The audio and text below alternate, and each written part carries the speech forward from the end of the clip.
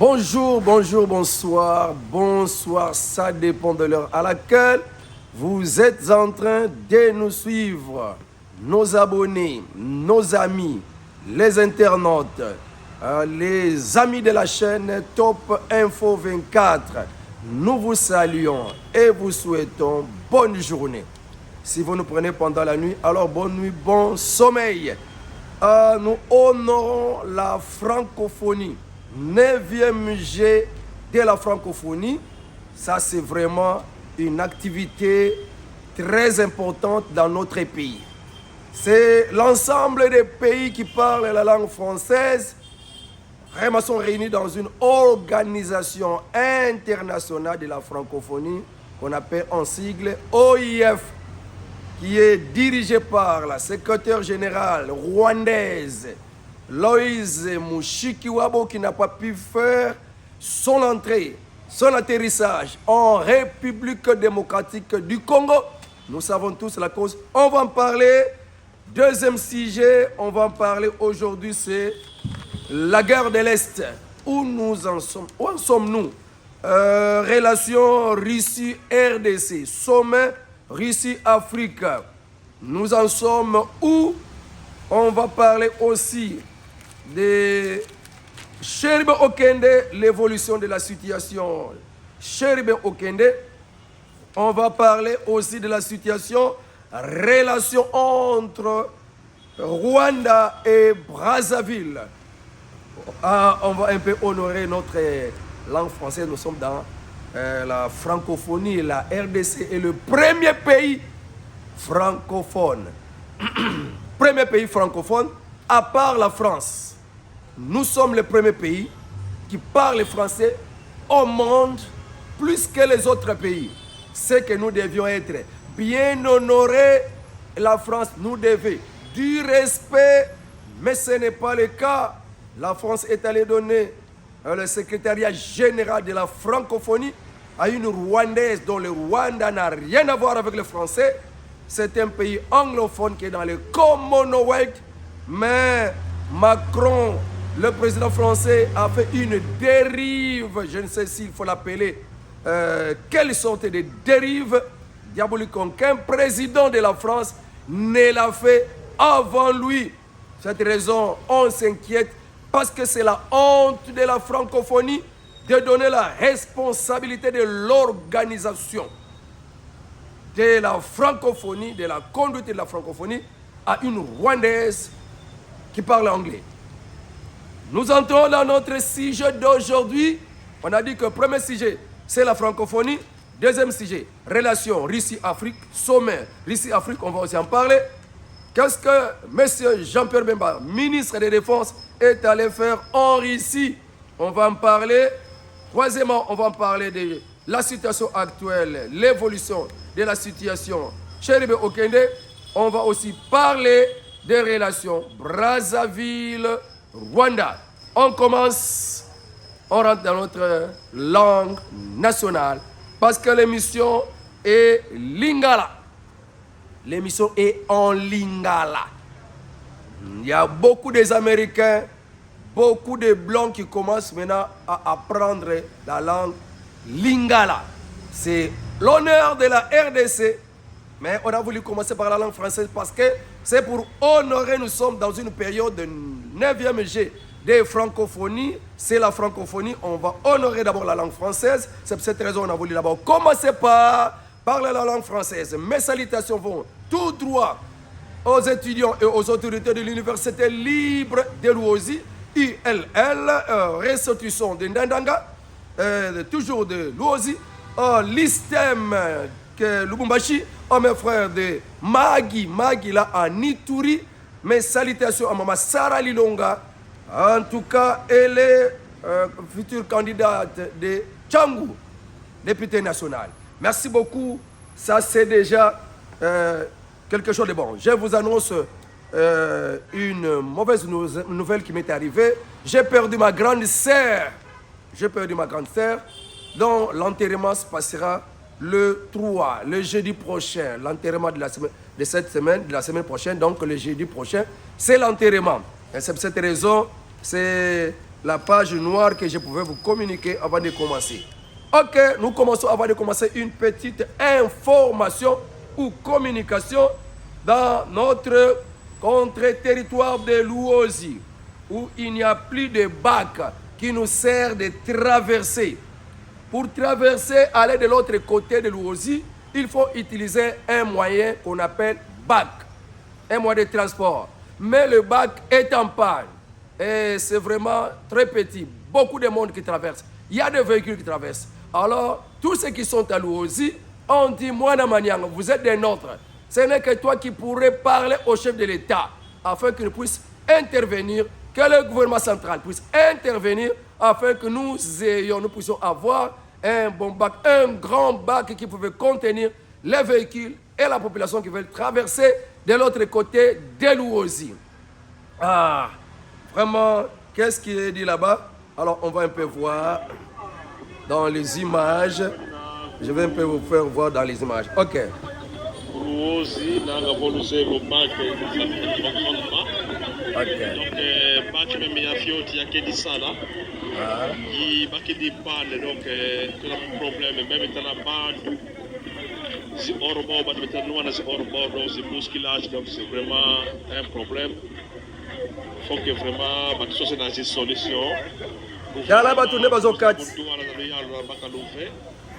c'est solution Ah, ba tourner bazo 4 oui tili yanti ya beto ya territoire ya Luozi kadi kangu ta mona Oko Zamboka gouvernement central Makadi ya bosa ni Luozi Abele li gouvernement central Tala makamba Luozi Tala ba tourner 4 ça mwa boatu ça c'est exposer la vie des gens Moni les ba 4 ça la vie des gens est exposée. Ok. Moni les ba 4 vraiment. Ok. Yala. La vie des gens exposée. Tala ne ba 4 ça mwa boatu amuke. Wana bakoti mai bazokende Yata mokonzi president Fachi Beto Luozi elingi yo Mwanda sema za simana yo Bamanianga baza simana yo Nangambo wa kasi, manianga kasi baza simana yo Bongisela bango back Bango wana Wafi boîte wana So exposé Merci beaucoup Komoni lolenge nini Bisoto 4 saka mai wana za information babeti mbelanga papa mo conseil ukela bango solution pona baki ya kitoko ekota na kati ya Luozi ya munene parce que batu baza ebele baki eza muke baki ekoti na panne wana za information pona Luozi. Deuxième information donc avant tout bana makamba francophonie donc makamba situation sécuritaire ya est de la République démocratique du Congo. Mais pour les oignons, babungisaki ba carte de lecteur. Oignons ba kombo c'est fasa, babilongi c'est fasa, senya zo fongolisa, ba BRTC, ba bureau na chaque commune le 2 août. Oignons babungisa ba carte de lecteur, oignons ba carte c'est fasa, le 2 août ba bureau ya seni ezo fongama pour la kopesa ba carte ya batu oignons babungisa toy baby ofele na lobi ofele na zongle troisième fois. Ofele bino na ba BRTC bo tekaka ekomi o 3000 o 5000 o ya kozwama arrestation. Donc o sakala population congolaise. Ezabilo ko ye ofele. Yo mto o sala o futama. O sengela ngosumbongo. Il faut ko dénoncer ba o ba komi ko sala ba kambwana. Le 2 août ezo fungwama ta kaka ba province député provinciaux ba ko banda pe ko pesa ba candidature na bango ba bureau yo fungwama pona ko pesa ba carte électeur ya sikana ba o ba bungisaki wa bebisaki. Ce qui est mais au Kenya, la police, au témoignage, ne bongo au Kenya na BRTC.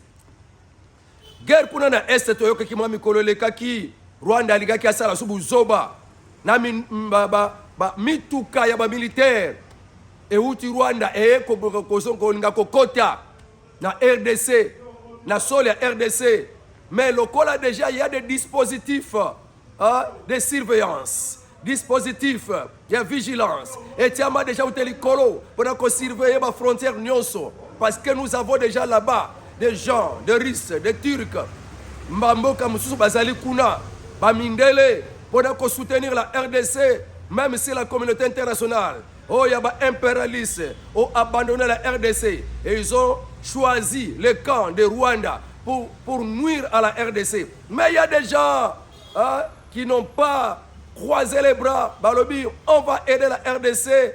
Ils ont soutenu la RDC. Les Wagner sont là. Les Turcs sont là.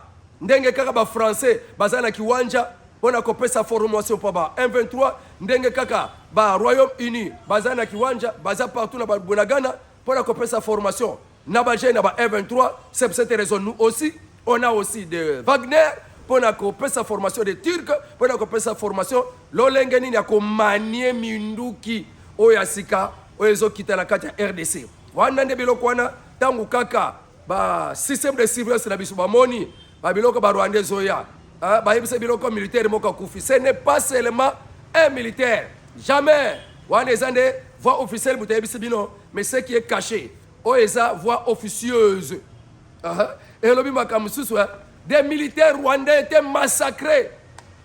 Boya na minduki boya kota la magie boya ko beka magie kota la soki RDC aza na force nini sikoyo pour droyer mon côté wana eza radio mon côté poudroyer massacré ba militaire belé a Rwanda ba kufaki ba mekaki koya kokota ba tala soki réellement phare de ces ezala nkaka lembele lokola kala. Ils étaient foudroyés les militaires rwandais dans le belé ba militaire rwandais Kagame le non lokwana lokuta e phare de ces azoko inventer makambo pona kaka lukanzela ya kokote la kwa ko bundisa biso na Rwanda. Kagame awangani yango. Mais la chose est arrivée. Ba wazalendo baza ozage. Ba obeta bien armé balance roquette. Et ça souma kama blague était. Nos wazalendo sont maintenant très déterminés pour défendre leur pays. Et malgré ça, ba européens ba benga bango ba milice. Mais ceux qui pona bango na bamboka na bango, bato ba défendre mabele na bango benga ka bango ba patriote. Mais ceux qui est comme en Afrique, wana ba benga bango ba milice. C'est pour dire que dawana obligé ba jouaka. Eux-mêmes, baboya terroristes, bazana ba anti-terroristes, mais eux-mêmes, bazo créé le terrorisme dans Bamboka Afrique. Pourquoi? Parce que dans les désordres de Bango Baliaka.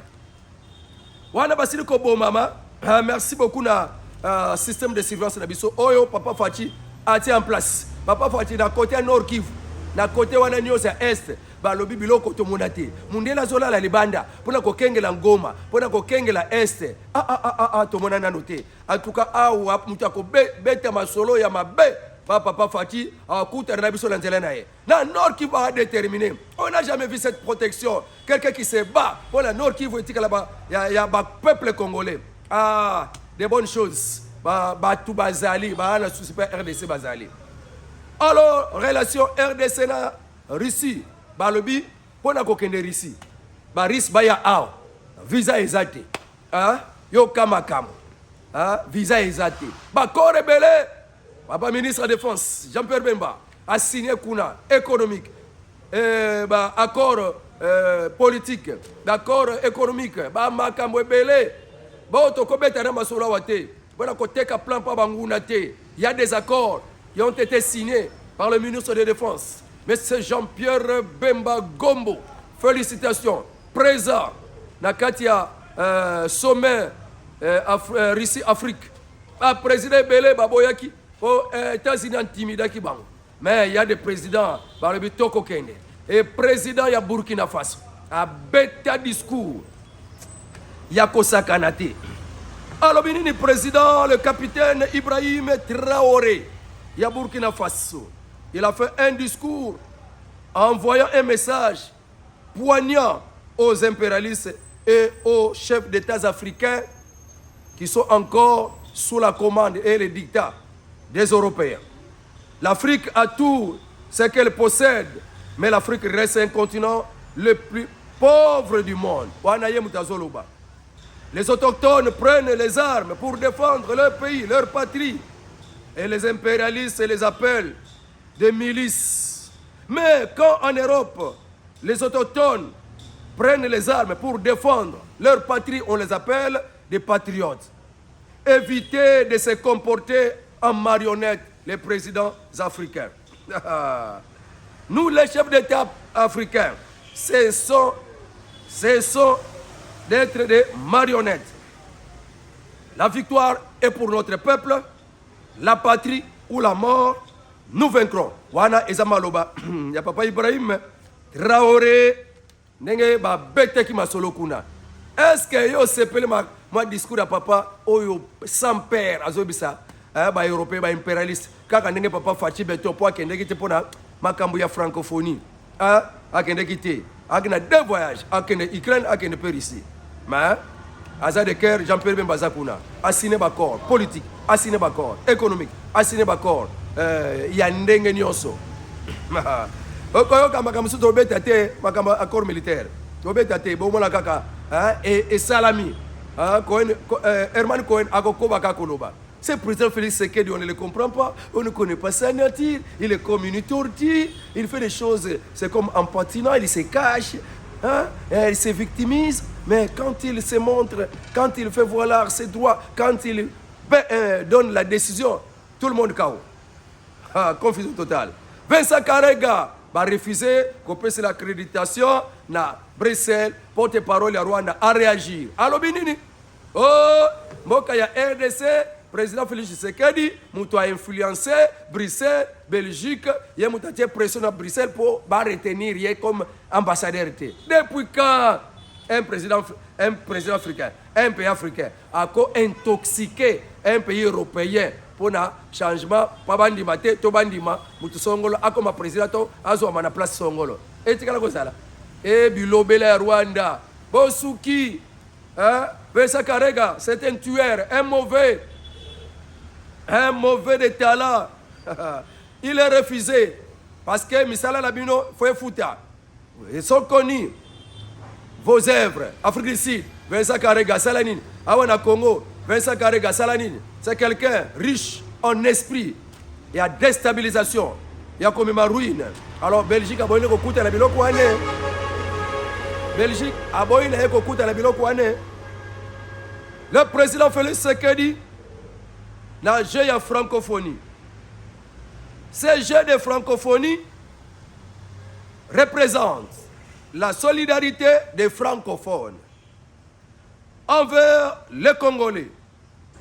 La solidarité des francophones envers les Congolais victimes d'une agression injuste et de pillage massif des richesses naturelles de la République démocratique du Congo. Voilà, message na kati ya discours ya mokonzi mboka pour ouverture ya 9e G ya francophonie.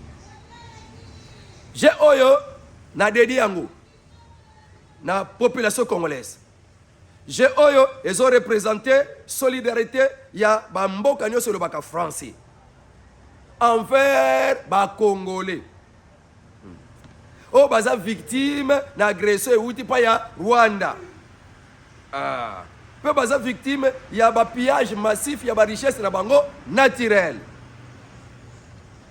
Le président de la République remercie les États qui ont voulu répondre et participer à cette rencontre. C'est une marque de considération envers la République démocratique du Congo qui est victime d'une agression injuste. Voilà le discours de Mokonzi Mboka. Merci Nabamboka Nyoso Eyaki pour participer et répondre. La francophonie, un bon début de 9e G de francophonie. Un bon début pour le déroulement des 9e G de francophonie. Et nous rendons hommage, nous la population congolaise, à notre président de la République, le président Félix Tshisekedi, Fachi Beto, pour braver tous les obstacles qui voulaient empêcher cette activité. C'est depuis combien de temps que la République démocratique du Congo n'a pas eu une telle occasion d'organiser une telle activité, même une telle compétition. Mais à l'époque, au régime de Papa Fachi Beto, nous sommes arrivés, quel que soit les coups bas, mais Papa Fachi Beto a bravé les manœuvres des enlèvements, des kidnappings. l'insécurité proposée par les ennemis de la République à travers les opposants en RDC et beaucoup de projets pour empêcher l'activité de ne pas se dérouler, tout est tombé en échec. Oya koyeba kotonda nzambe te pe kokumisa mokonzi mboka na volonté na ye en tout cas andoki tala ndenge dollar bandoko kita na yebisa bino ke biloka boye ba fête ya boye ba activité boye ekotaka ba devise na mboka franc ekokoma rechercher le franc ekomi rechercher dollar e bandoko kita wana mokona liboso kaka otito kokoma kana une semaine wana et demi. Donc c'est très important mokonzi mboka, je ne sais comment te louer moi en tant que José Matouvango Mwana Manianga, mon président de la République. Je vais devant cet écran pour te dire merci pour avoir accompli quelque chose inimaginable. Merci.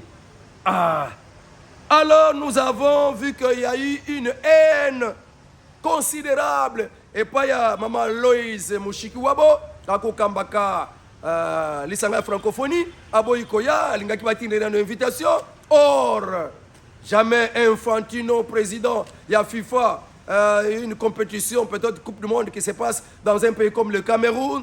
Et le Cameroun appelle cette invitation à Infantino, impossible. L'organisateur, on ne peut pas donner l'invitation à l'organisateur échappatoire. Vous avez bien fait, maman. Nabiso, Loïs Mushikiwabo, parce que Soko Yaki, Olingo Yoka, Mafinga, Elinge Simba Yote, Elinge Sepelisa Yote. Merci beaucoup, na vraie analyse au Saliki, Yakoyana Yote. Ok. Tokana Makamba Chéribe Okende, l'évolution, il y a situation. Mais avant de copter dans Makamba, situation Chéribe Okende, tu as vu que l'Olengani ni Brazzaville. Brazzaville, à Sali Boyoka, ni Rwanda. Brazzaville a tekela liboso Rwanda 12 000 hectares, a copé sous 11 000 hectares pour na kosala bilanga masango ba kumisa masango déjà ba Rwanda ba sali na kati ya mabele ba kumisa. Or qu'il y a une politique derrière, ce ne sont pas des cultivateurs, ce sont des Rwandais ba ya kaka na kombo ya ba cultivateurs ba éleveurs o ba boye, mais ce sont des militaires rwandais. Ba yena plan que Brazzaville est comme base arrière.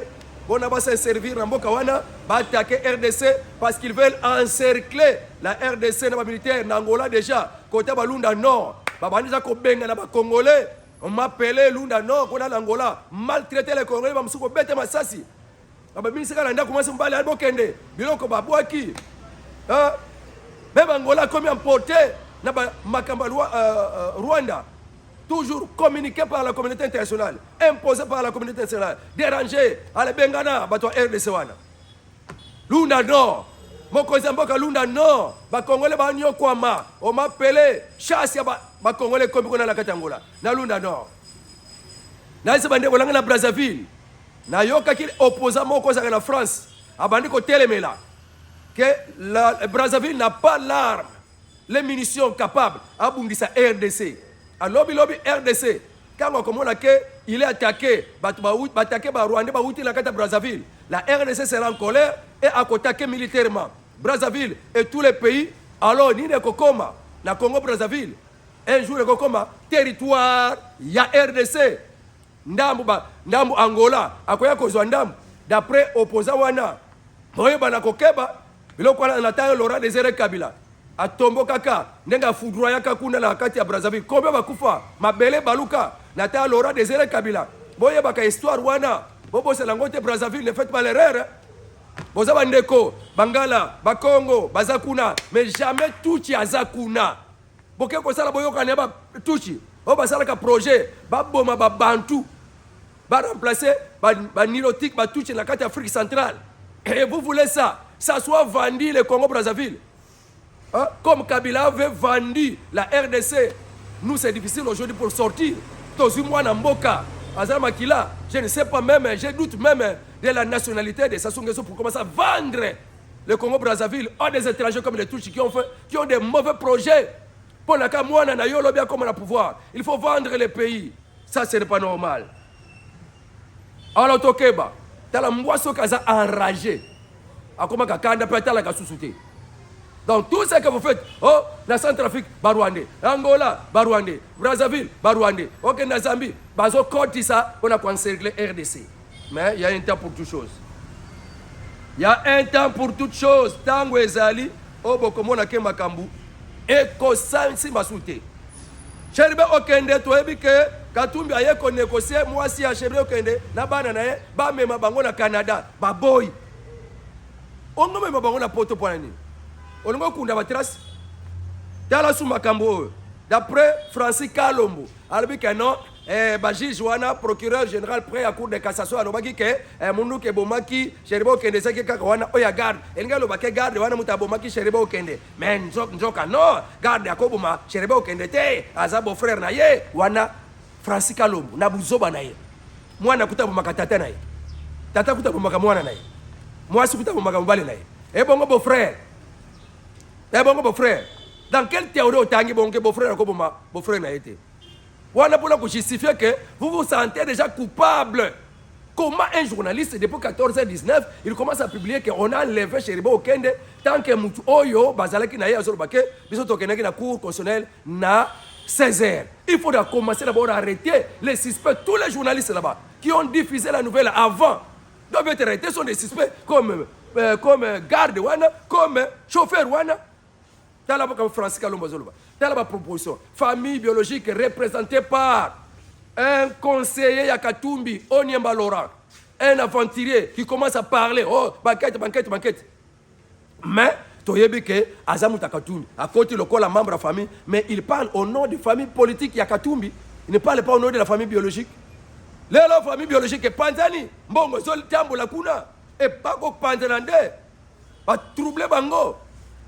Moi, je suis la autopsie. Autopsie. Oh non, c'est que le droit de l'homme, il faut que mouvement d'enquête en dehors du gouvernement. Il n'y a pas de fonds à l'inconnu pas gouvernement. Mais il y a justice. Mais il y a un rapport à justice. Si vous êtes de la famille, il y a un rapport à justice. Pour la bonne, il y a un mais il y a un rapport à justice. Si on a appelé ça bino résultat, vous avez la poto.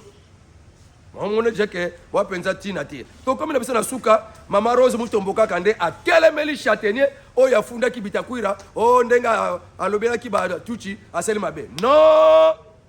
Aseli mabe te Maman Rose a telemeli bango. Bino tango ba M23 bazoboma, Barwande ba tuchi bazana, babana mulenge, bazana kati ya M23 bazoboma, ba pesa bango tungute. Kaka maloba ya pamba, bitakuira lobi. Oh, bah toi là, bah bomi, bah botama. D'après Onana, alors bah ko critiquer. Non. Bah bah n'allez ko condamner peut quand même bah Banyamulenge, bah tourner dans M23. Avant de commencer à parler, l'ambassadeur Rwanda faut pas abi manamboka na biso. Oh le babilobela, un Congolais qui parle, qui donne des avis. Bino bozo funda ya akangama. Ce n'est pas possible. En tout cas, comme la biso na suka ya masolo biso mokolelelo, tebeza ngonga ambassadeur Rwanda Union européenne na kata mboka na biso. Maman Rose Moutombo, ministre de la Justice, a recadré Atika Bilobé pour critiquer un Congolais ou un tribal. Et c'est que les Banyamulenge font qui sont dans le 1-23. Vous avez une tribalité. Ils massacrent, ils violent les gens. Vous êtes la bouche bée. Et vous laissez moi parler contre les Congolais. Jean-Marc Kabunda Bimite à Anna Boloko. Bakosambi, ça y est, le 7 août. Bakosambi, c'est le 7 août. Merci beaucoup, nous sommes à la fin de notre émission d'aujourd'hui. C'était moi, la Manianga, devant vous, José Matouva. Mon numéro de téléphone, Ezali. Plus 243. N'a pas ça numéro pour la oignon, so bazana pour ça. Babé Ngangai. Batin l'angatama $100. Batin l'angama $50. Le cola. Bah, ebele, bah, conseil, bah, Congo, bazana katia. Présidence, bah, conseiller. Mais, en tout cas, Bino Penza, bah, ma boko, bah, Kangama. Bah, ma boko, Kangama Penza. Bah, conseiller, belé. La kusita, bah, comment on a Bino la fois prochaine.